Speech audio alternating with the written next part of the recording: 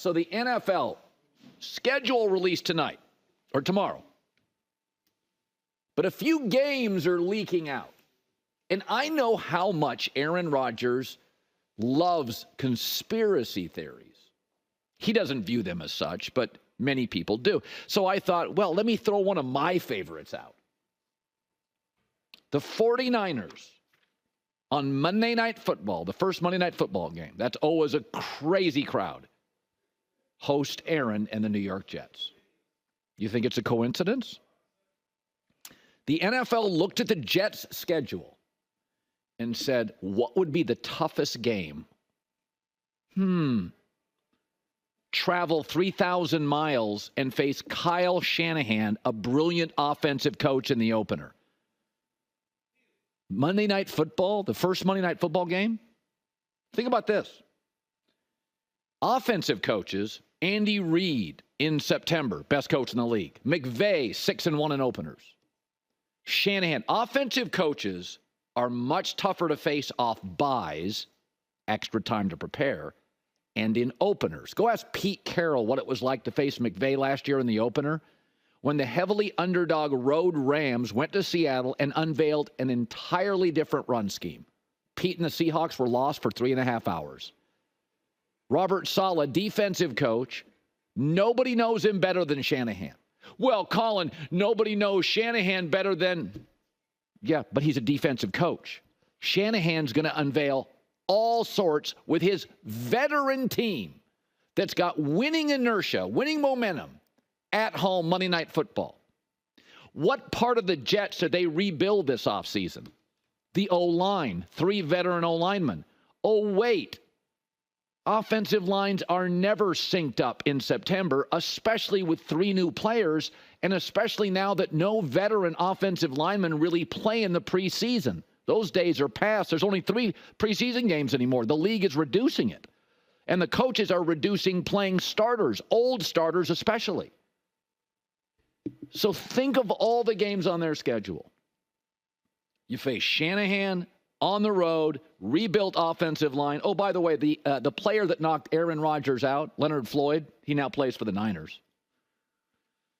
You think it's a coincidence? I've watched the NFL my entire life. Manipulate television networks, the free agent schedule, Christmas Day to take away some oxygen from the NBA. This network and other networks constantly have to tell baseball and hockey how to create more big events.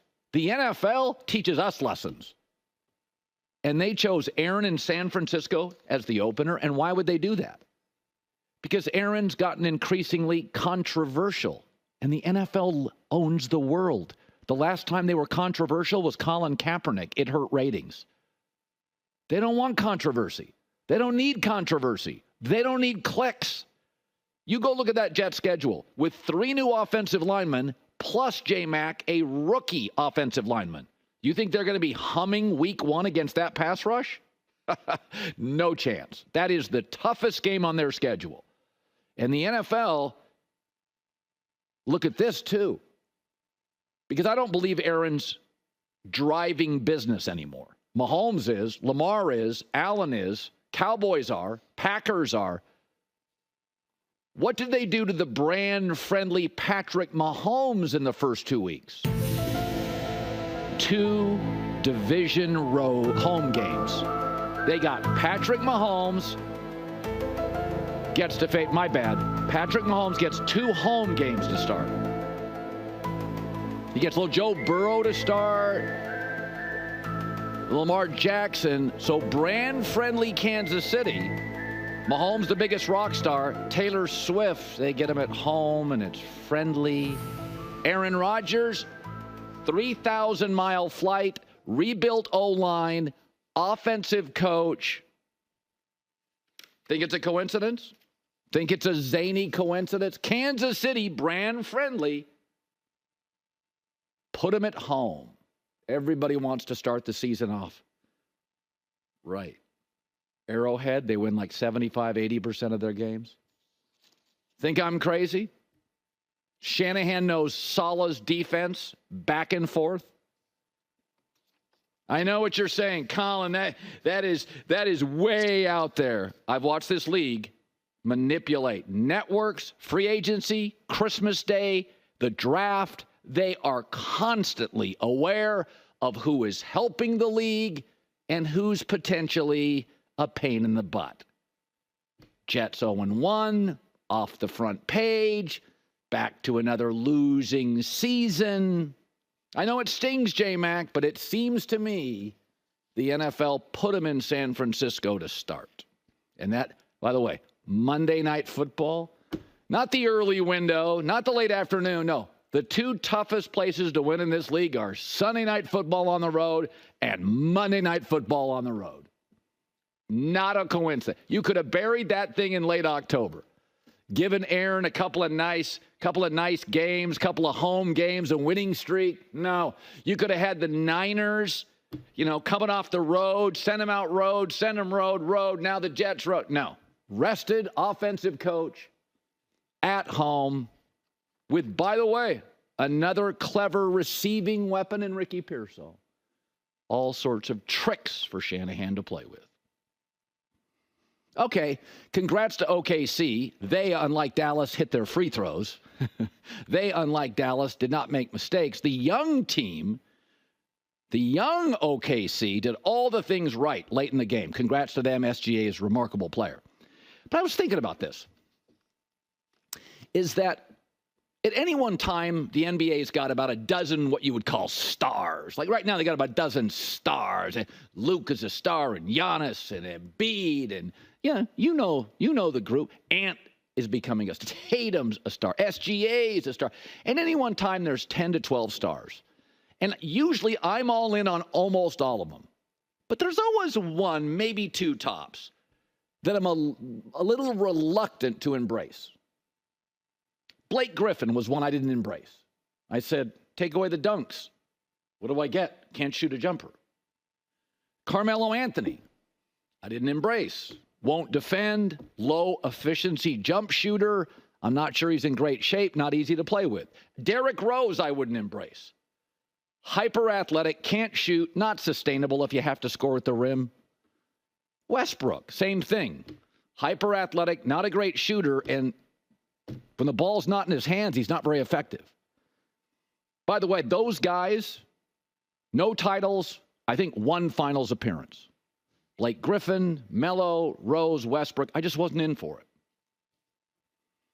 Luka is not quite there yet, but I'm getting really close to saying that about Luka.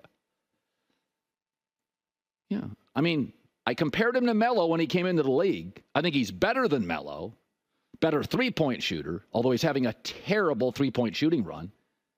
But watch Luka when he doesn't have the ball. Sometimes you can't find him on the TV screen. He disengages. He doesn't move like a Steph Curry. Whereas a Steph Curry and a Jokic, who have combined for 5 titles, 5 MVPs and counting, constantly create value when they don't have the ball.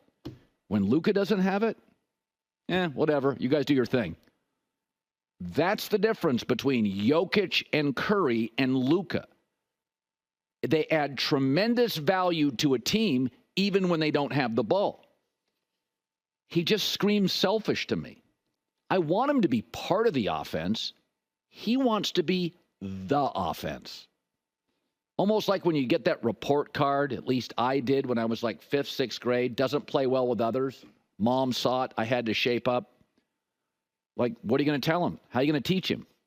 I mean, again, since he was like 16 years old, he's the team. He's the offense. He's the scorer. He is almost indifferent to the team when he doesn't have the ball. He could go to the corner, the closest 3. Doesn't work for it. I think I saw this morning like 92 of 96 threes are non-corner threes.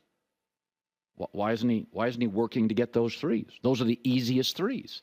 Because when he doesn't have the ball, he doesn't play well with others.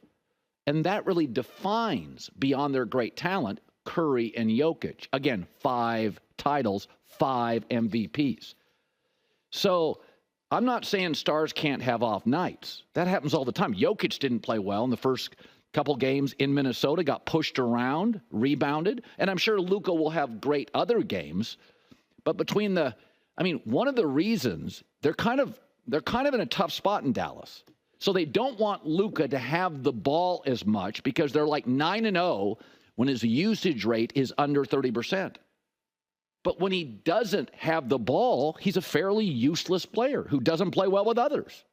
Hi, everybody. It's me, Uncle Colin. Subscribe here to get the latest from the herd, including exclusive behind-the-scenes videos and more, wherever you may be, however you may be watching. Thanks again for making us part of your day.